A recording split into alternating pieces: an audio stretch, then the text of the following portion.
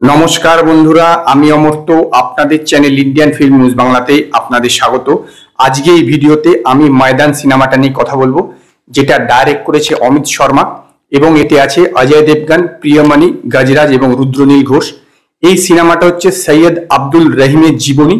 তার কোচিংয়ে 1962 সালে Indian national team Jakarta Asian গেমসে যে সোনা জিতেছিল সেইটার উপরেই সেইটাই এখানে দেখানো হয়েছে। গল্পটা হচ্ছে যে 1952 সাল থেকে দেখানো হয়েছে 1962 সাল পর্যন্ত।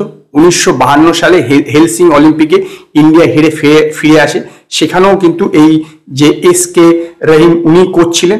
তারপর উনি যেরকম সিদ্ধান্ত নেন যে যারা বর্তমানে খেলছে তাদেরকে বাদ দিয়ে নতুন লোককে খুঁজে বের করবেন এবং তারপরে তিনি নতুন টিম বানান এবং শেষে গিয়ে 1960 সালের অলিম্পিকে, মেলবোর্ন অলিম্পিকে ইন্ডিয়া যদি গ্রুপ কোয়ালিফাইং রাউন্ড থেকে হেরে ফেরত চলে আসে, তারপর তিনি 1 বছর জন্য কোচিং করেন না, তারপর আবার তিনি কোচিংয়ে ফেরেন এবং কিভাবে এই জাকার্তা এশিয়ান গেমসে সোনা জেতেন সেটা পুরোপুরি দেখানো হয়েছে।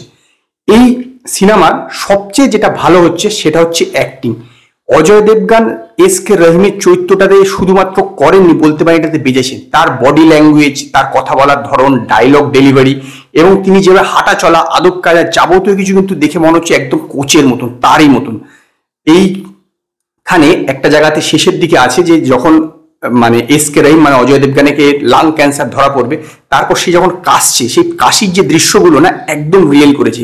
একদম শেষে একটা জায়গা আছে যে লাস্ট ম্যাচের আগে সে যখন এই ড্রেসিং রুমে ঢুকে যখন একটা স্পিচ দেবে, তার আগে সে যখন কাশতে কাশতে যখন ভিতরে এলো, তারপরে যখন ঠিকভাবে ধীরে ধীরে কাশিটা চলে যাচ্ছে, দৃশ্যটাকে এত দুর্দান্ত অজয় দেবগন প্লে করেছে, না দেখলে বিশ্বাস হবে না। বলতে পারেন এই সিনেমাটা অজয় দেবগনের জন্যই দেখতে পারেন। এছাড়া প্রিয়মণি, রুদ্রনীল ঘোষ, গজরাজ প্রত্যেকেই দুর্দান্ত অভিনয় করেছে। অভিনয়ে কোনো কথা হবে না, প্রত্যেকে নিজের ক্যারেক্টার খুব ইন্টেন্স ভাবে প্লে করেছে, ইনক্লুডিং অজয় দেবগন। প্রত্যেকেই খুব ইন্টেন্স ভাবে প্লে করেছে। দ্বিতীয় নম্বর হচ্ছে এই সিনেমার শেষ যে 1 ঘন্টা, বিশেষ করে ফাইনালে যে দক্ষিণ কোরিয়ার সঙ্গে যে ম্যাচটা দেখানো হয়েছে সেইটা কিন্তু বেশ দুর্দান্তভাবে দেখানো হয়েছে এবং যথেষ্ট টেনশন অনুভব করবেন, একটা উত্তেজনা সবসময় ফিলিং করবেন এই ম্যাচটা দেখার জন্য। একদম লাস্টের দিকে যেটা দেখানো হয়েছে, লাস্ট 1 ঘন্টা বেশ উত্তেজনা আছে এবং যেটা বললাম একদম শেষের যে ম্যাচটা ফাইনাল দক্ষিণ কোরিয়ার সঙ্গে, সেই ম্যাচটা যথেষ্ট উত্তেজিত। কিন্তু এছাড়া কিন্তু এই সিনেমাটাতে কিছুই নেই। একটা স্পোর্টস ড্রামাতে যেটা সবচেয়ে বেশি ইম্পর্টেন্ট থাকে, থ্রিল, টেনশন, উত্তেজনা, সেই জিনিসটা কিন্তু প্রথম 2 ঘন্টায় একদমই নেই। প্রথম 2 ঘন্টা একদম ফ্ল্যাট স্ক্রিন, ফ্ল্যাট বলতে পারেন, স্ক্রিন প্লেটা একদম ফ্ল্যাট। সেরকম করবো ওঠা পড়া নেই, যেটা আপনি ক্যারেক্টারটার সঙ্গে বা সিনেমাটার সঙ্গে রিলেট করতে পারবেন। কোনো রকম সেরকম কোনো আবেগ নেই, এরকম বিশাল একটা ভালো ডায়লগ নেই যেটাকে মনে রাখবার মতন, সেরকম কিন্তু কিছু প্রথম 2 ঘন্টাতে কিছুই নেই। প্রথম 2 ঘন্টাতে জাস্ট কিছু ছোটখাটো খেলা চলছে, সেই এস.কে. রহিমের কথাবার্তা হচ্ছে বা সিলেকশন কমিটির সঙ্গে তার কথা হচ্ছে, এই জাতীয় কিছু জিনিসপত্র আছে প্রথম 2 ঘন্টাতে।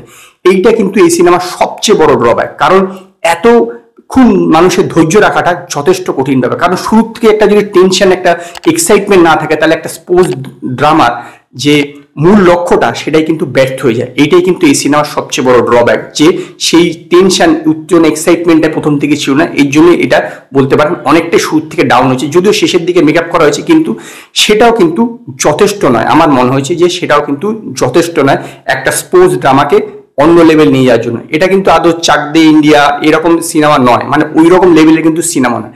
এবং আমার এটা মনে হচ্ছে যে সিনেমাটাকে জোর করে স্ট্রেচ করা হয়েছে, বহু জায়গা লম্বা লম্বা সিন। আরো যদি প্রথম 2 ঘন্টার জায়গাতে আরো যদি শর্ট করা হতো, তাহলে কিন্তু এই সিনেমাটা অনেক বেশি জমতে পারতো। অযথা এটাকে স্ট্রেচ করা হয়েছে প্রথম 2 ঘন্টায়, এটা কিন্তু না করলেই ভালো হতো। ওভারঅল বলতে পারেন যে ওয়ান টাইম ওয়াচেবল, এরকম না যে এই সিনেমাটা আপনি বহুদিন দেখবার পর মনে রাখবেন, এরকম না, দেখবেন ভুলে যাবেন। তার কারণ হচ্ছে ইন্ডিয়াতে ফুটবল কিন্তু একটা পপুলার স্পোর্টস নয় এখনো পর্যন্ত। যদিও আমি নিজে ফুটবল লাভার, কিন্তু তথাপি এখনো ওরকম ফুটবলটা অতটা জনপ্রিয়তা পায়নি, সেই কারণে হয়তো এটা লোকে মনে রাখবেন। এছাড়া সিনেমাতে যেরকম বললাম যে এতটা বেশি লম্বা করা হয়েছে যে লোকের কি বলবো, ধৈর্য হারিয়ে ফেলবে, এই হচ্ছে বিষয়। এবং টেনশন, উত্তেজনা নেই, সেটাও একটা বড় ব্যাপার। ডায়লগও সেরকম বিষয় একটা নেই। শুধুমাত্র অ্যাক্টিং দিয়ে তো আর একটা সিনেমাটাকে উতরে দেওয়া যায় না, সেটাই হচ্ছে এই সিনেমার ড্রব্যাক। এবং সেই কারণেই আমি ময়দান মুভিকে 5-এর মধ্যে 2.5 স্টার দেবো। যদি আপনারা ময়দান মুভিটা দেখে থাকেন তো আপনারা আমায় কমেন্টে জানান আপনাদের এই সিনেমাটা কিরকম লাগলো।